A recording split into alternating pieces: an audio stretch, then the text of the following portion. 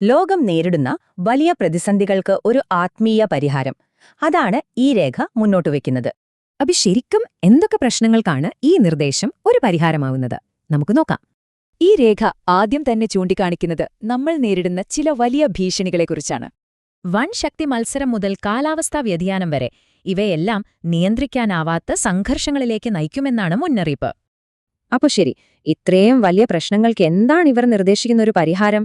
ഇതിലെ പ്രധാന വാദം ഇതാണ്: പരിഹാരം രാഷ്ട്രീയത്തിലല്ല, ഭക്തിയിലും ആത്മീയതയിലുമാണ്. അതിനവർ ഒരു പ്രത്യേക ചട്ടക്കൂട് മുന്നോട്ട് വയ്ക്കുന്നുണ്ട്. അതാണ് UBUMUD പ്രതിഭാസം.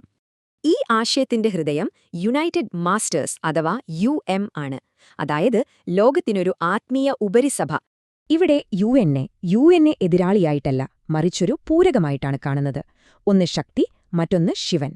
ശരി, അപ്പോ ഈ യുണൈറ്റഡ് മാസ്റ്റേഴ്സ് എങ്ങനെയായിരിക്കും പ്രവർത്തിക്കുക? അതിന്റെ ഘടന എന്താകും? ഈ നിർദ്ദേശത്തിൽ 9 വ്യത്യസ്ത ഘടകങ്ങളുള്ള ഒരു വലിയ ഘടനയാണ് പറയുന്നത്. പ്രാർത്ഥനാ സമിതി മുതൽ നീതിന്യായ കോടതി വരെ.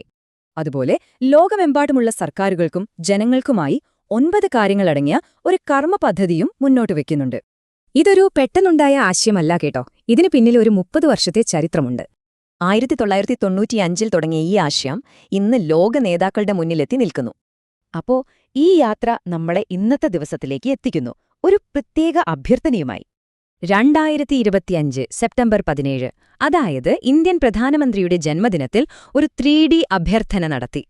അതായത് UN-ൽ ചർച്ച ചെയ്യുക, ഇന്ത്യൻ പാർലമെന്റിൽ അവതരിപ്പിക്കുക, ഒപ്പം പ്രമുഖരെയും ഇതിൽ പങ്കാളികളാക്കുക. ഈ ദൗത്യം ഇന്ത്യയിൽ നിന്നാണ് തുടങ്ങുന്നത്. അതുകൊണ്ടുതന്നെ ഇതിന് നേതൃത്വം നൽകേണ്ടത് നമ്മുടെ രാജ്യമാണെന്ന് രേഖയിൽ പറയുന്നു.